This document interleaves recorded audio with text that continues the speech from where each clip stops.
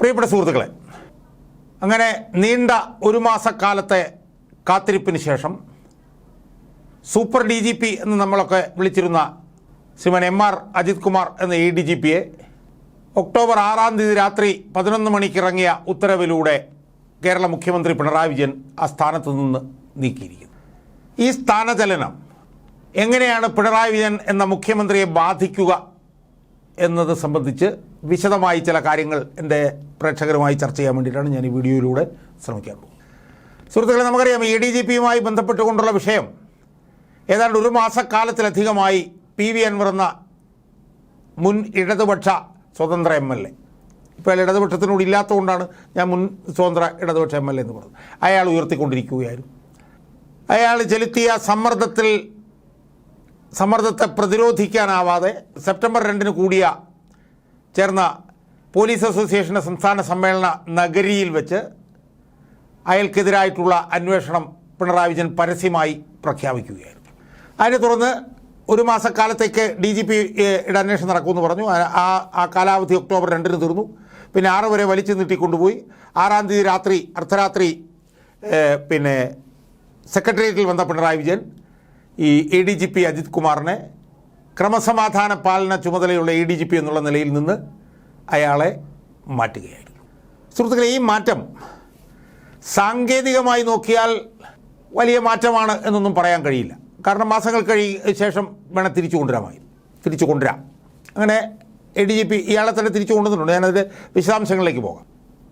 എന്നാൽ അയാളെ സസ്പെൻഡ് ചെയ്യുകയോ മറ്റോ ആയിരുന്നെങ്കിൽ അത് ഒരു കടുത്ത ശിക്ഷാ നടപടി എന്നുള്ള നിലയിൽ വേണമെങ്കിൽ നമുക്ക് പറയാമായിരുന്നു. അപ്പം നമ്മളൊരു പ്രാഥമികമായി നോക്കിയാൽ ഇത് വലിയ ഒരു അച്ചടക്ക നടപടിയൊന്നും ആയിരുന്നില്ല എന്ന് നമുക്ക് പറയാം. കാരണം അയാളെ ADGP ക്രമസമാധാന പാലന ചുമതലയിൽ നിന്ന് മാറ്റുകയാണ് ചെയ്തത്. പക്ഷേ സാങ്കേതികമായി നോക്കിയാൽ കടുത്ത അച്ചടക്ക നടപടിയൊന്നും അല്ല എങ്കിൽ പോലും അയാളെ ക്രമസമാധാന പാലന ചുമതലയിൽ നിന്ന് നീക്കി എന്ന് പറയുന്നതിനെ ചെറിയൊരു കാര്യമായി നമ്മൾ കാണുന്നതും ശരിയായിരിക്കില്ല എന്ന് തോന്നുന്നു. കാരണം കഴിഞ്ഞ ഏതാണ്ട് 1-2 വർഷക്കാലമായി ADGP ആയി അയാൾ ജോലി ചെയ്യുകയായിരുന്നെങ്കിലും ഫലത്തിൽ ഡിഫാക്റ്റോ DGP അയാളായിരുന്നു എന്നുള്ള കാര്യം എല്ലാവർക്കും അറിയാവുന്ന, ഏത് കൊച്ചുകുട്ടിക്ക് പോലും അറിയാവുന്ന കാര്യമായിരുന്നു. ദർവേഷ് സാഹിബ് എന്ന് പറഞ്ഞ ആ DGP അയാൾ വെറും ഒരു നോക്കുകുത്തിയായിരുന്നുവെന്നും അയാൾ വെറും ഒരു റബ്ബർ സ്റ്റാമ്പ് ആയിരുന്നുവെന്നും ഉള്ളത് എല്ലാവർക്കും അറിയാവുന്ന കാര്യങ്ങളാണ്. പോലീസിൽ എന്തു നടന്നാലും ആ നടക്കുന്നത് ADGP അജിത് കുമാറിൻ്റെ അറിവോടെ ആയിരിക്കും എന്നുള്ളത് പരസ്യമായ രഹസ്യമായിരുന്നു. ആ സാഹചര്യത്തിൽ അയാളെ ക്രമസമാധാന ചുമതലയിൽ നിന്ന് മാറ്റിയെന്ന് പറയുമ്പോൾ അതൊരു അച്ചടക്ക നടപടി അല്ലെങ്കിൽ പോലും അത് ഒരു പ്രധാനപ്പെട്ട ഒരു നടപടിയായി നമ്മൾ അതിനെ കാണേണ്ടി വരും. സുഹൃത്തുക്കളെ, ഈ മാറ്റം എങ്ങനെയാണ് പിണറായി വിജയൻ എന്ന് പറഞ്ഞ രാഷ്ട്രീയ നേതാവിനെ ബാധിക്കുക എന്നുള്ള വിഷയമാണ് നമ്മളൊരൽപ്പം വിശദമായി ഇനി ചർച്ച ചെയ്യാൻ പോകും. അതിൽ ഏറ്റവും പ്രധാനപ്പെട്ടൊരു കാര്യം എന്ന് പറയുന്നത് പൊതുവിൽ പിണറായി വിജയൻ്റെ ഒരു പ്രവർത്തന ശൈലി എങ്ങനെയായിരുന്നു എന്നുള്ളത് നമ്മൾ ഒന്ന് പരിശോധിക്കണം. അയാൾ 8 വർഷക്കാലമായി മുഖ്യമന്ത്രിയായിരിക്കുന്നു. അയാളെക്കുറിച്ച് അയാളുടെ പിന്തുണക്കാർ പറയുന്നത് അയാളൊരു ഇരട്ടച്ചങ്കനാണ്. അയാളൊരു നടപടി, ഒരു നിലപാടെടുത്താൽ അതിൽ നിന്ന് 1 ഇഞ്ച് അണുവിട അയാൾ അനങ്ങില്ല എന്നാണ് അയാളെ പിന്തുണയ്ക്കുന്നവർ പറയുന്നത്.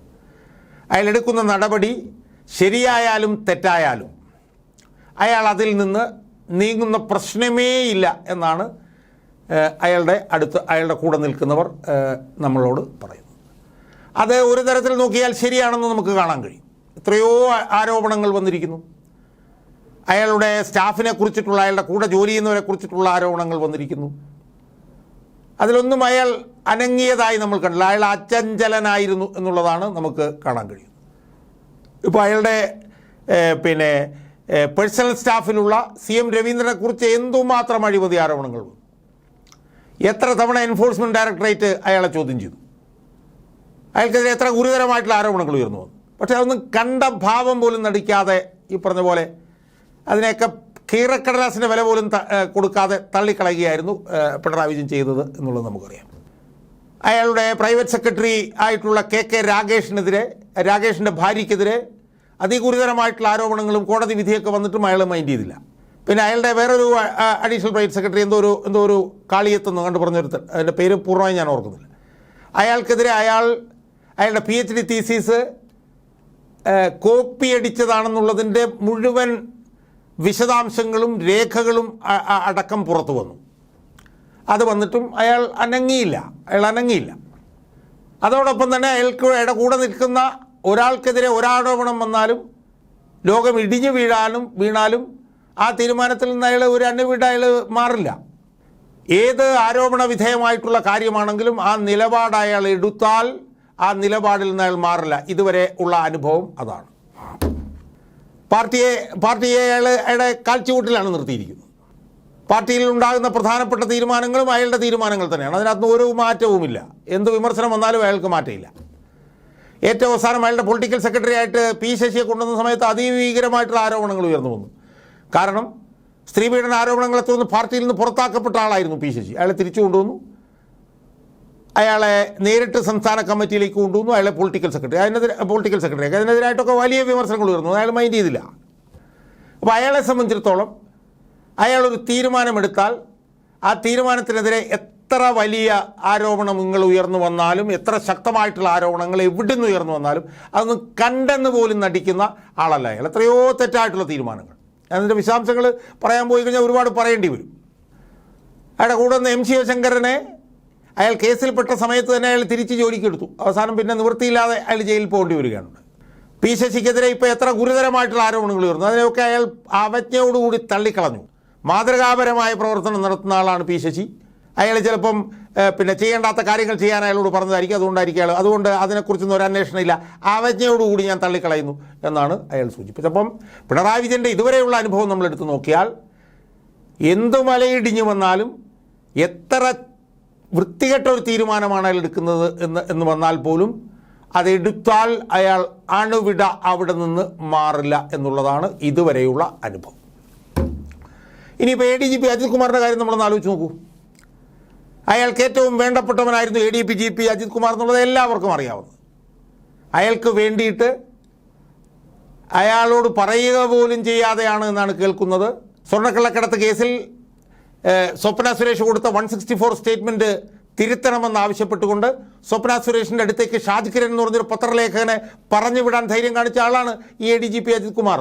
അയാൾ വിജിലൻസ് ഡയറക്ടറായിട്ടിരിക്കുമ്പോൾ അതിനെ തുടർന്ന് അയാൾ ഈ ഷാജ് കിരൺ സ്വപ്ന സുരേഷുമായിട്ട് സംസാരിച്ചുകൊണ്ടിരിക്കുമ്പോൾ 1.5 ഡസൻ തവണ അയാളെ ADGP അജിത് കുമാർ, വിജിലൻസ് ഡയറക്ടറായിരുന്ന അജിത് കുമാർ വിളിച്ചതുമായി ബന്ധപ്പെട്ടിട്ടുള്ള ഫോൺ കോൾ ഡീറ്റെയിൽസ് പൊതുമണ്ഡലത്തിൽ പുറത്തേക്ക് വന്നതാണ്. അതോടൊപ്പം തന്നെ സ്വപ്ന സുരേഷിൻ്റെ കൂടെയുള്ള സരിത്ത് എന്ന് പറഞ്ഞിട്ടുള്ള ചെറുപ്പക്കാരനെ അവിടുന്ന് പിടിച്ചു പറിച്ച് വലിച്ചെടുത്ത് കൊണ്ടുപോവുകയും അയാളുടെ മൊബൈൽ ഫോൺ പിടിച്ചെടുത്ത് കൊണ്ടുപോവുകയും ചെയ്യുന്ന പ്രവർത്തനത്തിന് നേതൃത്വം നൽകിയ ആളാണ് ADGP അജിത് കുമാർ. അയാൾ അന്ന് വിജിലൻസ് ഡയറക്ടറായിരുന്നപ്പോൾ. അപ്പോൾ ഏറ്റവും വേണ്ടപ്പെട്ട പോലീസ് ഉദ്യോഗസ്ഥൻ. അതോടൊപ്പം തന്നെ അയാൾ ദത്താത്രേയ ഹൊസബോളയെ കാണാനും രാംമാധവനെയൊക്കെ കാണാനൊക്കെ പോയത് പിണറായി വിജയന് വേണ്ടിയായിരുന്നു എന്നുള്ളത് എല്ലാവർക്കും അറിയാവുന്ന കാര്യമാണ്. അതിലൊന്നും ആർക്കും ഒരു തർക്കമുണ്ടെന്ന് എനിക്ക് തോന്നുന്നില്ല. ആ ADGP അജിത് കുമാറിനെതിരെ എന്തുമാത്രം ആരോപണങ്ങൾ ഉയർന്നു വന്നു. അയാളുടെ കള്ളക്കടത്ത് ബന്ധവുമായിട്ടുള്ള ആരോപണങ്ങൾ ഉയർന്നു വന്നു. പൂരം കലക്കലുമായി ബന്ധപ്പെട്ട് അയാൾക്കെതിരെ ആരോപണങ്ങൾ ഉയർന്നു വന്നു. അയാളുടെ അഴിമതിയുമായി ബന്ധപ്പെട്ട് പച്ചയ്ക്ക് തെളിവുകൾ PV അൻവർ പൊതുമണ്ഡലത്തിൻ്റെ മുന്നിൽ കൊണ്ടുവന്നതാണ്. 33 ലക്ഷം രൂപയ്ക്ക് ഫ്ലാറ്റ് മേടിക്കുന്നു. അത് ഇൻ ക്യാഷ് കൊടുത്തിട്ട് മേടിക്കുന്നു. അത് കഴിഞ്ഞ് 10 ദിവസം കഴിഞ്ഞപ്പോഴത്തേക്കും ഫ്ലാറ്റ് 66 ലക്ഷം രൂപയ്ക്ക് മേടിക്കുന്നു. അത് കാശ് കൊടുത്തിട്ട് കാശ് മേടിച്ചു കൊണ്ട് കൊടുക്കുന്നു. അത് കൃത്യമായും നിയമവിരുദ്ധമല്ലേ? ഇത്രയും രൂപ ക്യാഷായിട്ട് കൈകാര്യം ചെയ്യാൻ പാടില്ല എന്നുള്ളതല്ലേ നിയമം. ആ നിയമത്തിന് വിരുദ്ധമായി ഒരു ADGP ആയിട്ടുള്ള ആൾ ചെയ്തിട്ടും അയാൾക്കെതിരെ ഒന്നുമില്ല. എന്ന് മാത്രമല്ല, അയാൾക്ക് കവടിയാറിലുള്ള അയാളുടെ ലക്ഷങ്ങൾ മുടക്കിയുള്ള വീടിൻ്റെ നിർമ്മാണം, അതിൻ്റെയൊക്കെ അതുമായി ബന്ധപ്പെട്ടൊക്കെ എന്തുമാത്രം തെളിവുകൾ പുറത്തു വന്നു. ആ തെളിവുകളെല്ലാം പുറത്തു വന്നിട്ടും വലിയ തോതിലുള്ള സമ്മർദ്ദങ്ങൾ ഉണ്ടായിട്ടും ഈ ADGP അജിത് കുമാർ എന്ന് പറഞ്ഞ ഉദ്യോഗസ്ഥനെ ചേർത്ത് പിടിക്കുകയല്ലായിരുന്നു പിണറായി വിജയൻ ചെയ്തുകൊണ്ടിരുന്നത്. എന്ന് മാത്രമല്ല, അയാൾ കൊടുത്ത അയാൾ കൊടുത്ത തെറ്റായ കണക്കുകൾ പത്രസമ്മേളനത്തിൽ പറഞ്ഞ് നാണം കെട്ട് തുണിയുരിഞ്ഞു പിണറായി വിജയന്. എന്നിട്ട് പോലും ഏതാണ്ട് 2 മാസക്കാലത്തോളം MR അജിത് കുമാർ എന്ന് പറഞ്ഞ ADGPയെ ചിറകിനടിയിൽ ഒളിപ്പിച്ച് നിർത്തിയിരിക്കുകയായിരുന്നു പിണറായി വിജയൻ. ഒരു തീരുമാനം അതിനകത്ത് അയാൾ എടുത്തിരുന്നതേയില്ല. എന്തുമാത്രം സമ്മർദ്ദം വന്നു. അൻവർ ഉയർത്തിയിട്ടുള്ള സമ്മർദ്ദങ്ങൾ ദിവസവും വന്നുകൊണ്ടിരുന്നു. അയാൾ ദിവസവും രേഖകൾ പുറത്തു വിട്ടുകൊണ്ടിരുന്നു. CPI ഉയർത്തുന്ന സമ്മർദ്ദം വേറൊരു സ്ഥലത്തുണ്ടായിരുന്നു. പ്രതിപക്ഷ നേതാവ് പറഞ്ഞ കാര്യമുണ്ടായിരുന്നു, ദത്താത്രേയ ഹൊസബോളെ കണ്ടു. ആ നിലയിൽ വലിയ തോതിലുള്ള വിമർശനങ്ങൾ വലിയ കൊടുങ്കാറ്റായി പല ഭാഗങ്ങളിൽ നിന്നും ചീറിയടിച്ചിട്ടും എം.ആർ. അജിത് കുമാറിനെ തൊടുകയില്ല എന്ന് ഉറപ്പ് പറഞ്ഞിരുന്ന പിണറായി വിജയന് ഈ വിമർശനങ്ങളുടെ അടിസ്ഥാനത്തിൽ എം.ആർ. അജിത് കുമാറിനെ ക്രമസമാധാന പാലന ചുമതലയിൽ നിന്ന് മാറ്റേണ്ടി വന്നുവെങ്കിൽ അത് പിണറായി വിജയൻ നേരിട്ട ഒരു വമ്പൻ പരാജയമാണെന്നും പിണറായി വിജയൻ നേരിട്ട ഏറ്റവും വലിയൊരു തിരിച്ചടിയാണെന്നും നമ്മൾ വിലയിരുത്തേണ്ടി വരും. ഒരുപക്ഷെ പിണറായി വിജയൻ്റെ 8 വർഷത്തെ മുഖ്യമന്ത്രി ജീവിതത്തിൽ ഉണ്ടാകുന്ന ഏറ്റവും വമ്പൻ തിരിച്ചടിയാണ് ഇതിലൂടെ ഉണ്ടായിരിക്കുന്നത് എന്നാണ് എനിക്ക് സൂചിപ്പിക്കാറുള്ളത്. അത് സാങ്കേതികമായി വലിയ കാര്യമൊന്നുമല്ല എന്ന് ഞാൻ നേരത്തെ സൂചിപ്പിച്ചു. 3-4 മാസം കഴിഞ്ഞപ്പോൾ തിരിച്ചു വന്നിരിക്കും, വരാനാണ് ഏറ്റവും കൂടുതൽ സാധ്യത. അന്ന് സ്വപ്ന സുരേഷുമായി ബന്ധപ്പെട്ടിട്ടുള്ള വിഷയത്തിൽ അന്ന് അവരെ കാണുകയും ഇയാൾ ഫോൺ ചെയ്യുകയൊക്കെ ചെയ്ത ആ വിവാദത്തിൽ അയാളെ വിജിലൻസ് ഡയറക്ടർ സ്ഥാനത്ത് നിന്ന് ഒരു അപ്രധാനമായിട്ടുള്ളൊരു സ്ഥാനത്തേക്ക് മാറ്റിയെങ്കിലും മാസങ്ങൾ കഴിഞ്ഞപ്പോൾ അയാളെ ഏറ്റവും നിർണായകമായിട്ടുള്ള ചുമതലയിലേക്കാണ് പിണറായി വിജയൻ കൊണ്ടുവന്നത്. അപ്പോൾ പിണറായി വിജയനെ സംബന്ധിച്ചിടത്തോളം തൻ്റെ വിശ്വസ്ത വിനീത വിധേയനും തനിക്ക് ഏറ്റവും വേണ്ടപ്പെട്ടവനുമായിട്ടുള്ള എം.ആർ. അജിത് കുമാറിനെ സംരക്ഷിക്കാൻ കഴിയാതെ അയാൾക്ക് കൊടുത്തിരുന്ന പ്രധാനപ്പെട്ട ചുമതലയിൽ നിന്ന് പിണറായി വിജയന് അയാളെ മാറ്റേണ്ടി വന്നെങ്കിൽ അത് സാങ്കേതികമായിട്ടുള്ള മാറ്റമാണെങ്കിൽ പോലും അത് സിംബോളിക്കായി നമ്മളെടുത്താൽ പിണറായി വിജയൻ തൻ്റെ മുഖ്യമന്ത്രി കാലാവധി, അതായത് കഴിഞ്ഞ 8 വർഷത്തെ കാലഘട്ടത്തിൽ അയാൾ നേരിട്ടിട്ടുള്ള ഏറ്റവും വലിയ ഒരു തിരിച്ചടി, ഏറ്റവും വലിയ ഒരു പരാജയമായിട്ട് വേണം നമ്മൾ ഈ മാറ്റത്തെ വിലയിരുത്താൻ എന്നാണ് എനിക്ക് സൂചിപ്പിക്കാനുള്ളത്. അതുകൊണ്ട് ഇനി പിണറായി വിജയന് പിടിച്ചു നിൽക്കാനുള്ള സാധ്യത വളരെയധികം കുറയുമെന്നുള്ളത് ഇനി നമ്മൾ കാണും. കാരണം അയാളെ എതിർക്കുന്നവർക്ക് വലിയ തോതിലുള്ള ഊർജം ഇതിലൂടെ ലഭിച്ചിരിക്കുകയാണ്. ഇനി കൂടുതൽ ആരോപണങ്ങൾ ഉയർന്നു വരും ഇതുമായി ബന്ധപ്പെട്ടുകൊണ്ട്.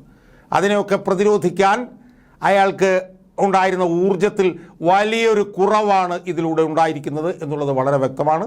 അതുകൊണ്ട് തന്നെ പിണറായി വിജയൻ ദുർബലമാകാൻ പോകുന്നതിൻ്റെ ഏറ്റവും വലിയ ഒരു ലക്ഷണമാണ് തൻ്റെ വിശ്വസ്ത വിനീത വിധേയനും തനിക്ക് ഏറ്റവും വേണ്ടപ്പെട്ടവനുമായിരുന്ന ADGP അജിത് കുമാറിനെ സമ്മർദ്ദങ്ങളുടെ പശ്ചാത്തലത്തിൽ സമ്മർദ്ദങ്ങളിൽ വീണ് അയാളെ ആ സ്ഥാനത്ത് നിന്ന് മാറ്റേണ്ടി വന്നത് എന്നാണ് എനിക്ക് സൂചിപ്പിക്കാനുള്ളത്.